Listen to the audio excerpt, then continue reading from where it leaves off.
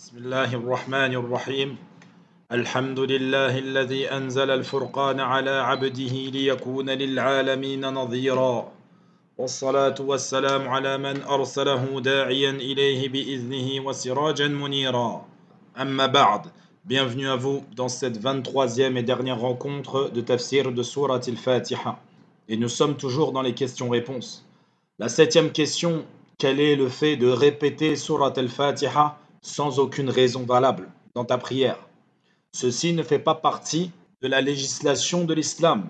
De répéter Surat al-Fatiha dans une seule et même unité de prière sans aucune raison valable.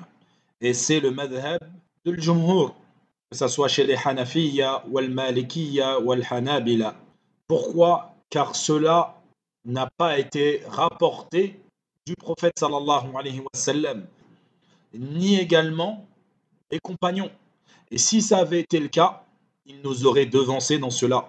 Le prophète avant tout, sallallahu alayhi wa sallam, et ses compagnons. Et également, la récitation de Surat al-Fatiha est un pilier de la prière.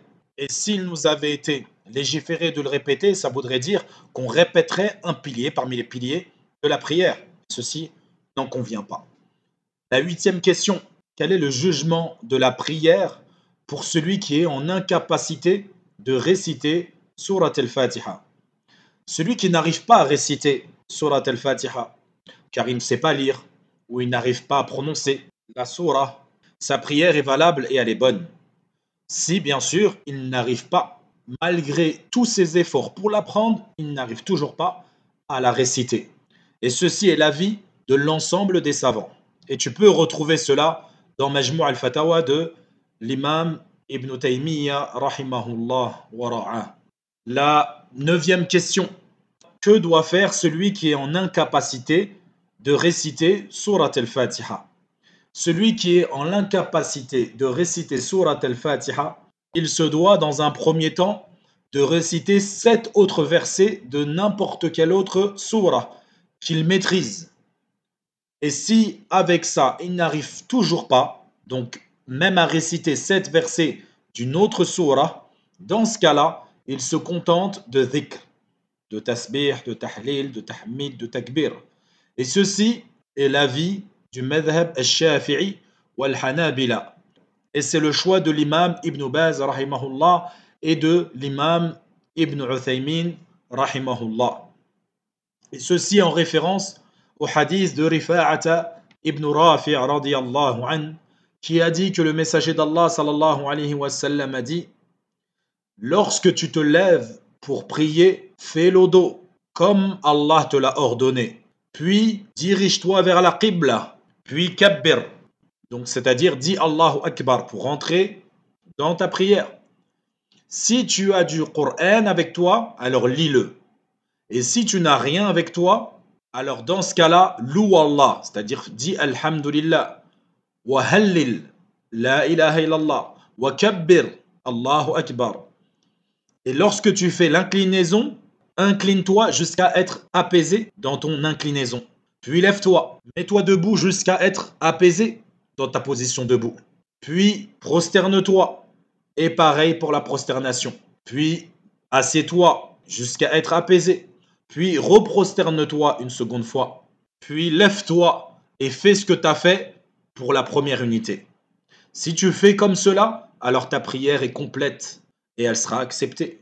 Et si tu en diminues quoi que ce soit de ce que je viens de te mentionner, alors elle en sera diminuée. Donc pour celui qui n'a pas du tout de Coran et qui ne sait pas lire Surat al-Fatiha, qu'il fasse du tasbih, du tahlil, du takbir. Et ce que je conseille parfois à certaines personnes, c'est pour savoir le rythme d'une prière, mets-toi à côté de quelqu'un qui lui récite réellement, prie réellement et va à son rythme. Comme ça, tu sais plus ou moins combien de temps doit te prendre le tasbih, le tahlil, le takbir. 10e question: est-ce une condition que celui qui est en train de réciter entende sa propre récitation? Ce n'est pas une condition pour que ta prière soit valable et pour que Surat al-Fatiha soit valable dans ta prière. Et ceci est le madhab del-Malikiyya. Et il y a une parole qui va dans ce sens chez les Hanafiya et il y a également chez les Hanabila. Et c'est le choix de des imams Ibn Taymiyyah wa Ibn al-Qayyim wa Ibn al-Uthaymin rahimahumullah jami'a. 11e question. Le fait de dire Amin à la fin de la prière. Le fait de dire Amin est une sunna mu'akkada après la lecture de Surat al-Fatiha. Et bien sûr, lorsque c'est une prière à voix basse, tu le fais à voix basse. Et lorsque c'est une prière à voix haute, tu le dis à voix haute. Et lorsque tu pries derrière l'imam, il faut que ton Amin soit en concordance et dit au même moment que l'imam. Beaucoup de gens disent Amin avant même que l'imam dise Amin. Il y a certes des avis qui vont dans ce sens, mais le plus authentique, c'est le fait de dire Amin en même temps que l'imam. Et ceci est l'avis dans le madhab al-Shafi'iyya ou al-Hanabila. Et également, il y a une parole à l'unanimité des savants qui disent cela. La plupart d'entre eux, ces savants, sont des savants du hadith. Et ils se basent sur le hadith de Abi Hurayrata radiyallahu anhu qui nous dit que le prophète sallallahu alayhi wa sallam a dit « Lorsque l'imam dit Amin, dites Amin ». Si votre Amin est dit en même temps que l'imam, sachez qu'il est dit en même temps que les anges. Et celui dont le Amin corrobore avec celui de l'imam, certes, Allah Azza wa Jal lui pardonne ses péchés passés. Allahu Akbar. Combien de gens passent à côté de cette récompense, due à leur ignorance? Quand tu pries avec l'imam, fais en sorte d'attendre qu'il dise Amin et de commencer en même temps que lui. 12e question. Le fait de dire Amin en dehors de la prière, c'est-à-dire quand tu lis le Coran et que tu lis plus particulièrement Surat al-Fatiha.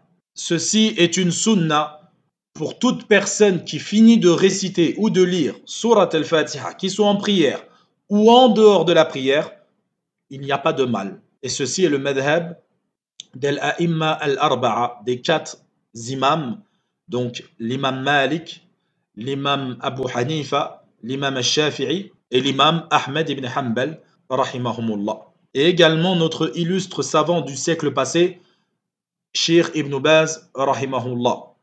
Et ceci en référence à la généralité du hadith de Abi Hurayrata radiyallahu anhu, dont le prophète sallallahu alayhi wa sallam a dit « Lorsque l'un d'entre vous dit Amin et que les anges dans le ciel disent Amin et que son Amin est en concordance et dit au même moment que les anges, Allah Azza wa Jal lui pardonne ses péchés passés. » Allahu Akbar. La 13e et dernière question. Celui qui arriverait en retard à la prière. Donc, la prière a commencé. L'imam a déjà récité Surat al-Fatiha. Est-ce qu'il se doit impérativement de réciter également Surat al-Fatiha? Sachez que l'imam prend la responsabilité de réciter Surat al-Fatiha. Celui qui atteint la prière au ruku', c'est-à-dire à l'inclinaison, alors sa prière et son unité de prière est valide, est valable. Et ceci est l'ensemble de l'avis de tous les madhahib. Al-Arba'a, Al-Hanafiyya, Wal-Malikiyya, Wal-Shafi'iyya, Wal-Hanabila. Et également, c'est une des paroles des salafs, donc des pieux prédécesseurs. Et il a été rapporté qu'il y a un consensus sur cela. Et ceci en référence du hadith de Abi Bakra, radiyallahu anhu, qui n'est pas Abu Bakr, mais Abi Bakra. Il est venu auprès du prophète sallallahu alayhi wa sallam alors qu'il était en inclinaison. Il s'est incliné avant que l'imam, c'est-à-dire avant que le prophète sallallahu alayhi wa sallam ne se relève de son inclinaison. Et il a fait cela tout en n'étant pas encore dans le saf, c'est-à-dire dans le rang des musulmans. Il était à l'arrière. Et il est rentré en prière avant même d'atteindre les rangs pour rejoindre le prophète sallallahu alayhi wa sallam en inclinaison. Puis à la fin, il est parti voir le prophète sallallahu alayhi wa sallam et il lui a dit ce qu'il avait fait. Et le prophète sallallahu alayhi wa sallam lui a dit Zadakallahu hirsan wa la ta'ud. Il lui a dit qu'Allah te rajoute en volonté de vouloir le bien, en volonté de vouloir le khayr, mais ne recommence plus cela. Avec cela, on a fini l'explication de Surat al-Fatiha. Et j'espère qu'elle en sera profitable aux jeunes comme aux moins jeunes d'entre les croyants. Et j'espère qu'elle permettra à ceux qui n'en avaient pas la connaissance d'être plus soucieux et réfléchis lorsqu'ils sont en prière et qui récitent cette merveilleuse sourate qui, comme on l'a dit, rassemble le Coran dans son entièreté. Et que si tu veux comprendre le Coran, sache que cette sourate est son résumé. فبارك الله فيكم على حسن استماعكم وفقنا الله وإياكم.